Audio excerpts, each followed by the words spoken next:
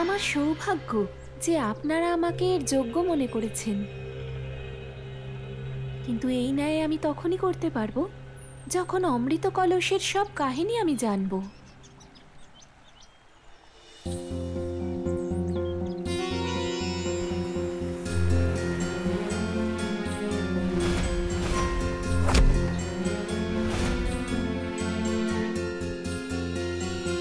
তার মানে এর অর্থ হলো এই অমৃত কলস কেবল অসুরদের পরিশ্রমের ফল নয়, বরং দেবতা এবং অসুরদের সম্মিলিত প্রয়াসের ফল।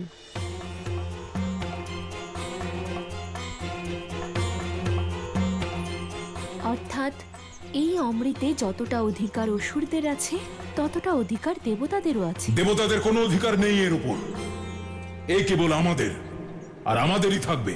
মহাবলী কালনেমি, আপনি এই কার্যভার আমাকে দিয়েছেন, তাই আমি অন্যায় তো করতে পারবো না। যদি অমৃত ভাগ করি তাহলে সমান ভাগে ভাগ করব, তা না হলে আপনারা নিজেরাই ভাগ করে নিন। কিন্তু হ্যাঁ, এই অমৃত ভাগ করার কার্য কোনো অসুর করতে পারবে না। তাহলে কে করবে? যে কোনো অন্য ব্যক্তি, কিন্তু অসুর নয়। আচ্ছা, আমি এবার আসি। দাঁড়ান আপনি, এখন আপনি অমৃত ভাগ করবেন। কিন্তু আমি এই অমৃত ন্যায়পূর্বক তখনই ভাগ করব যখন দেবতা এবং অসুরদের মধ্যে বিতরণ সমান হবে। তাই হবে দেবী, আপনি আমাদের বিশ্বাস ভঙ্গ করবেন না। যদি আমার উপর আপনার বিশ্বাস থাকে তাহলে আমায় কথা দিন,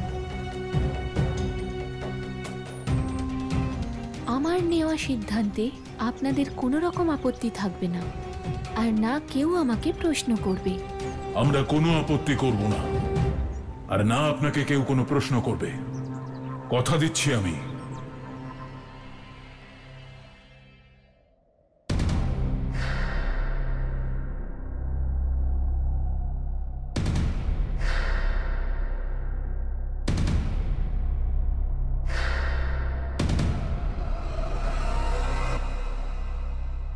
হে দেবী, আপনি কোন ভাবনায় ডুবে আছেন? এখানে সকলেই উপস্থিত, এবার আপনি অমৃত বিতরণ আরম্ভ করুন। আপনি যা বলবেন অসুররাজ বলি।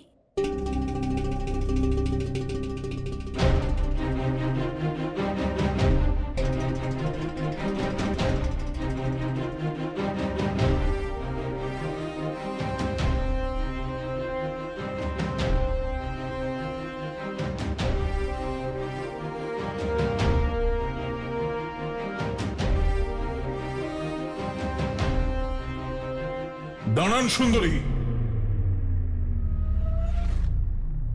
এ কি করছেন আপনি? কি হয়েছে মহাবলী কালনেমি? অমৃত বিতরণের এই প্রক্রিয়া অনুচিত। তবে আপনার মতে বিতরণ প্রক্রিয়া কেমন হওয়া উচিত? আপনার সমান ভাগে দুই পক্ষকেই অমৃত পান করানো উচিত, একজন করে দেবতা, একজন করে অসুর। এটাই অমৃত বিতরণের সঠিক প্রক্রিয়া। কালনেমি সত্য বলছে, এটাই সঠিক পথ। মহাবলী কালনেমি, আমি আপনার কথায় সহমত। আর এই অমৃত দুপক্ষেরই ছিল। ছিল কেন বলছেন? অসুরেরা বলপূর্বক অমৃত ছিনিয়ে নিয়ে দেবতাদের সঙ্গে যে অন্যায় করেছে, এ হলো তারই শাস্তি।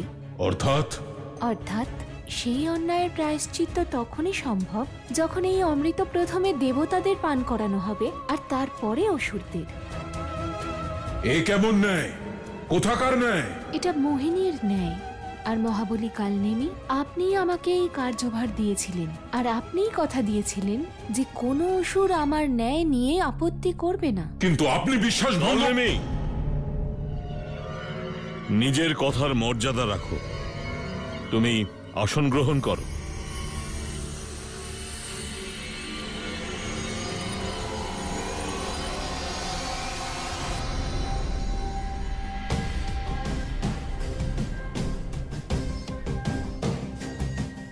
যদি আমার কাছে পৌঁছানোর আগে এই অমৃত শেষ হয়ে যায়, অমৃত পান করার জন্য একটা কিছু করতে হবে।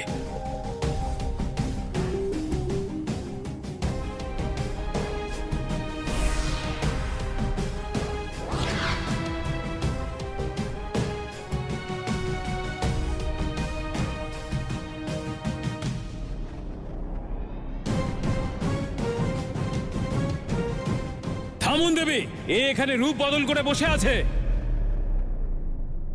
এ দেবতা নয়, এ অসুর।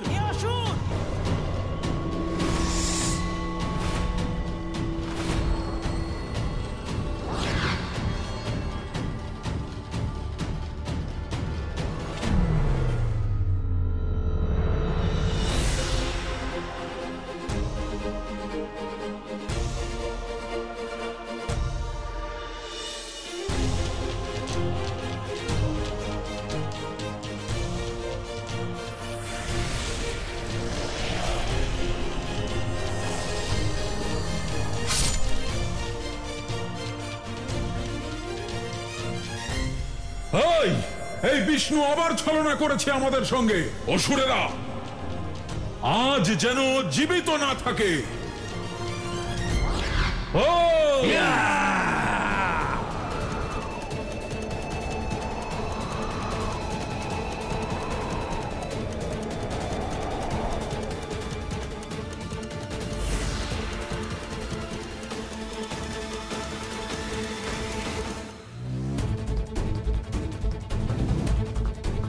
কোথায় গেল?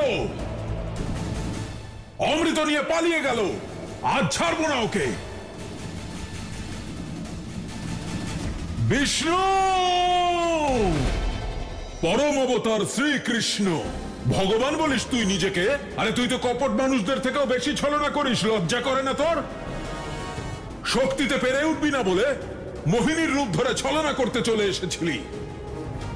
যদি সাহস থাকতো বিষ্ণুর রূপেই আসতি আমাদের সম্মুখীন হতে। কংস, যেমন আমার নাম আছে অনেক, তেমনি আমার রূপ আছে অনেক। নারী, পুরুষ, পশু, পক্ষী, পর্বত সবকিছুতেই আমি আছি কংস। যে কোনো জায়গায় যে কোনো রূপে অবতরণ করি আমি। বাহ ছলনাকারী, তুই তোর ছলনাকে মহান প্রমাণ করে খুব গর্ব অনুভব করছিস। এটা ছলনা বলে না কংস, বরং পরিকল্পনা বলে, রণনীতি বলে। কারণ অধর্ম যখন খুব শক্তিশালী হয়ে পড়ে তখন ধর্মকে অন্য কোনো পথ খুঁজতে হয়। তোমার মতো অধার্মিকদের এবং অসুরদের সংহারের জন্য অনেক রূপ ধারণ করতে হয়। ওই, আমার সংহার কেউ করতে পারবে না। ভগবান আমি, আর যুগ যুগ ধরে থাকবো। সংসারের কোনো দেবী বা কোনো দেবতা আমার বিনাশ করতে পারবে না, তুইও না। অধার্মিকদের সংহার তো আমি প্রত্যেকটা যুগে করি কংস, আর এই যুগেও করব। সমুদ্র মন্থনের উদ্দেশ্যই ছিল যে এই যুগে তোমার বিনাশ। ওইটাই তো শুরু ছিল এই বিনাশের। সমস্ত সমস্যার মূলে ওই বিষ্ণু। আজ ওর বিনাশ করে সংসার থেকে সমস্ত দেবতাদের অস্তিত্বই মুছে ফেলবো। যদি শিকড়ই না থাকে তাহলে ডালপালা এমনিতেই শুকিয়ে যাবে। তুই সত্যি বলছো কাল নেমে? ভুল আমাদেরই ছিল যে আমরা বিষ্ণুকে ছেড়ে অন্য দেবতাদের মারতে গিয়েছিলাম। কিন্তু এবার আমরা ওকে ছাড়বো না, এবার ওকে শেষ করেই দম নেব।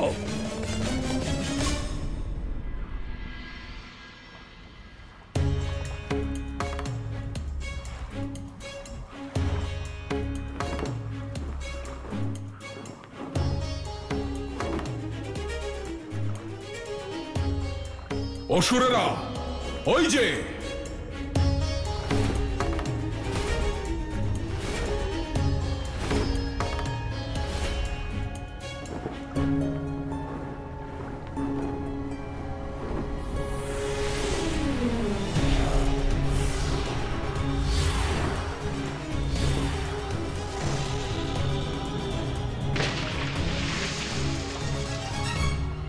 যোগনিদ্রায় বিশ্রামরত বিষ্ণু, জাগো, দেখো নিজের কালকে, কালনেমিকে।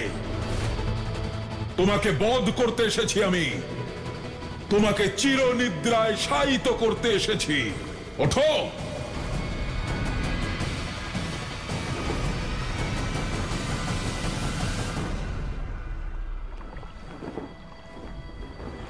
অসুরগণ, আজ বধ আমার নয়, বরং তোমাদের হবে।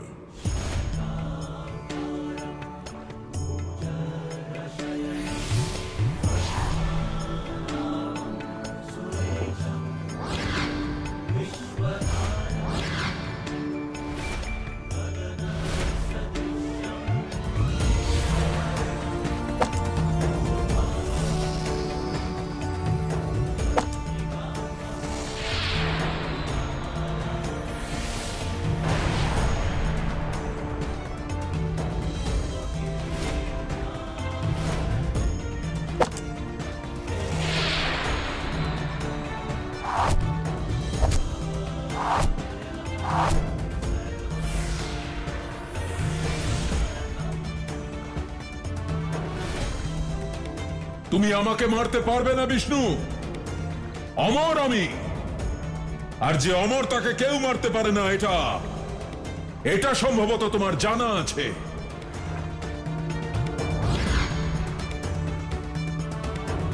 এবার আমার থেকে নিজেকে রক্ষা করো।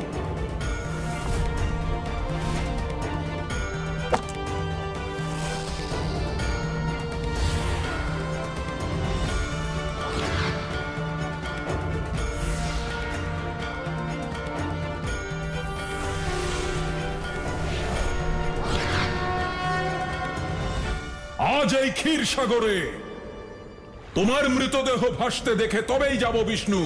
আমার হাত থেকে তোমাকে কেউ বাঁচাতে পারবে না।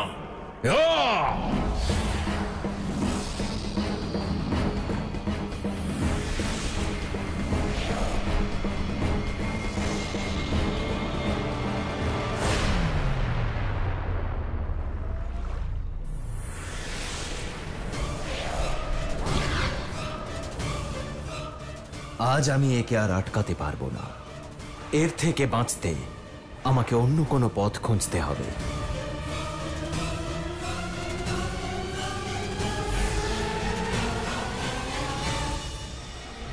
ভীতু, পালিয়ে গেলে?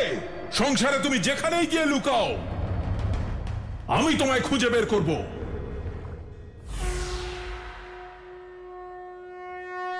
ব্রহ্মাদেব। প্রভু, আপনি আপনার এখানে আসবার উদ্দেশ্য বলুন। আজ আমি এক অত্যন্ত বিশেষ কাজে আপনার কাছে এসেছি। বলুন প্রভু। ব্রহ্মাদেব, কালনেমির বিনাশ কিভাবে সম্ভব, তাকে বিনাশের পথ আপনি আমায় দেখাবেন। আমার সব অস্ত্রশস্ত্র ওর ওপর বিফল হয়েছে। হে চক্রধারী বিষ্ণু, সৃষ্টির পালন কর্তা, ওর বধ কোনো অস্ত্র বা শস্ত্রের দ্বারা হবে না, কারণ ও আমার কাছে বর পেয়েছে প্রভু। কি বরদান ব্রহ্মাদেব?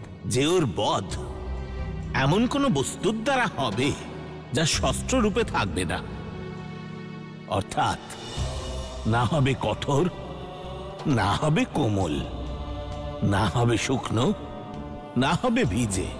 সেই জন্যে প্রভু, ওকে বধ করবার জন্য আপনাকে কোনো অন্য প্রকার বস্তু নির্মাণ করতে হবে। ধন্যবাদ ব্রহ্মাদেব, আমি বুঝতে পেরেছি যে কালনেমির বিনাশ কিভাবে সম্ভব।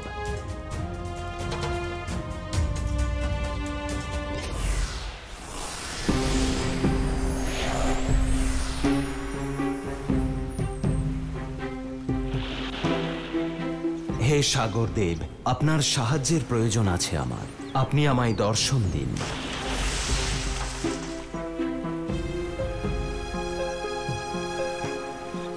প্রণাম প্রভু, আদেশ করুন।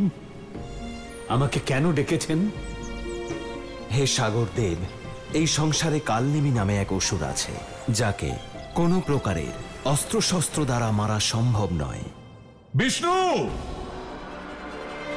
কোথায় তুমি কাপুরুষ? সামনে এসো। ধূর্ত ছলনাকারী,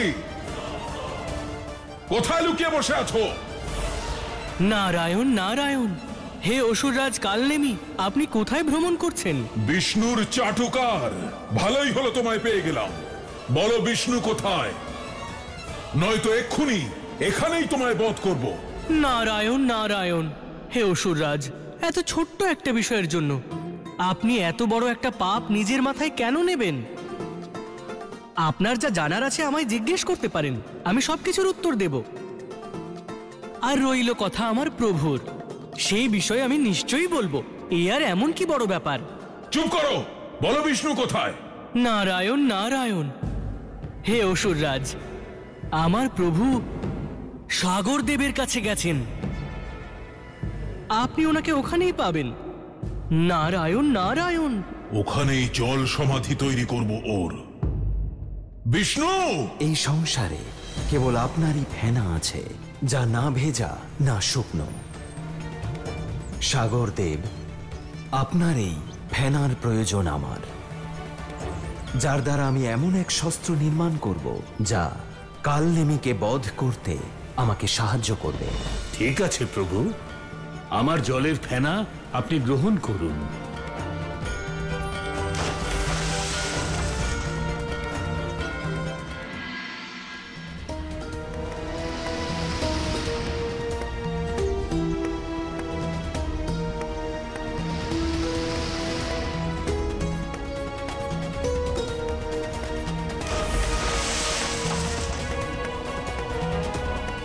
ধন্যবাদ সাগরদেব। এখন আমায় এই ফেনা দিয়ে সেই শস্ত্রের নির্মাণ করতে হবে।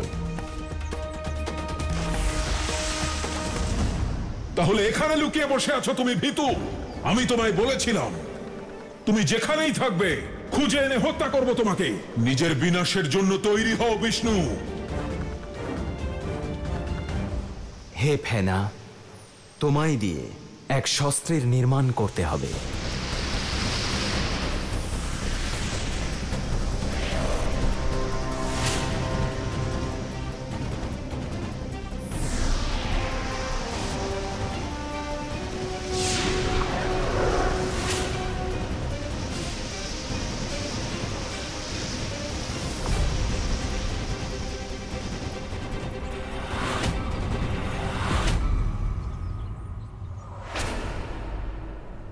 কালনেমি, আমি জানি যে তুমি বর পেয়েছ।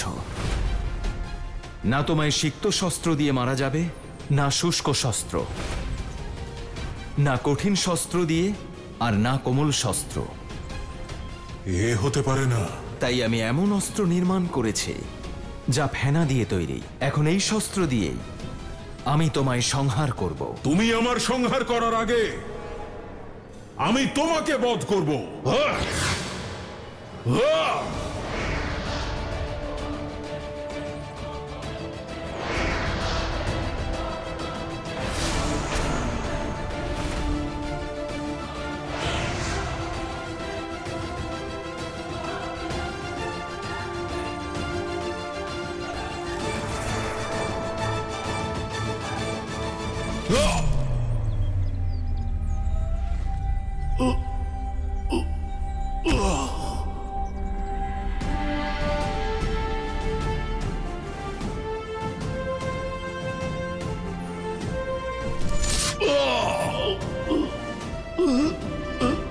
কালনেমি, তোমায় অনেক সুযোগ দিয়েছি, কিন্তু তুমি অধর্মের পথে চলা বন্ধ করনি।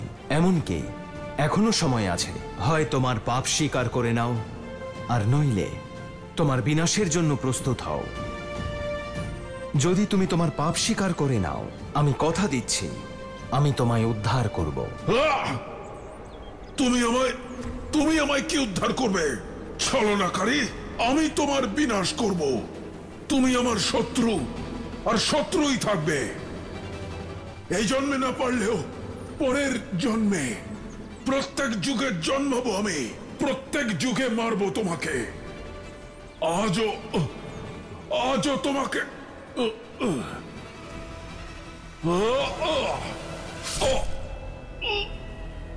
কংস, তুমি ব্রহ্মাদেবের থেকে অমৃতের বরদান লাভ করে সংসারে অধর্মের তাণ্ডব আরম্ভ করে দিয়েছিলে। তাই আমায় সেই সময় বিষ্ণুর রূপে তোমায় বধ করতে হয়েছিল।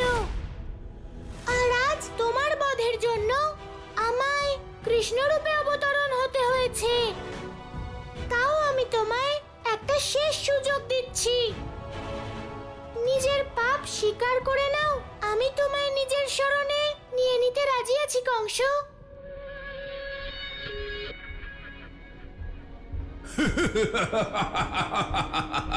ভগবান কংস আমি। তুই আমাকে কোনোদিনও মারতে পারবি না। তুই যতবার আমাকে মারবি ততবার তার থেকেও বেশি শক্তিশালী হয়ে ফিরে আসবো।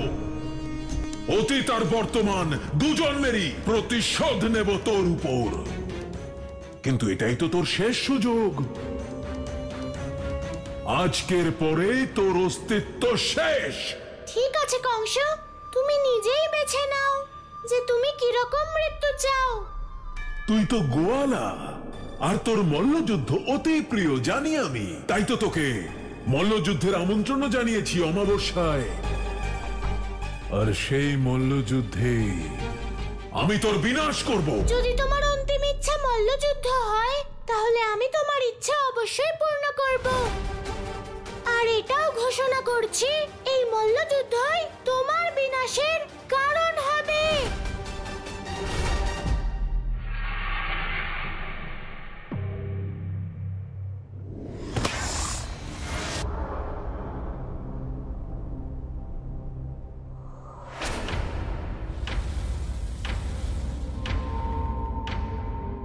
এখনো সময় আছে কানাই।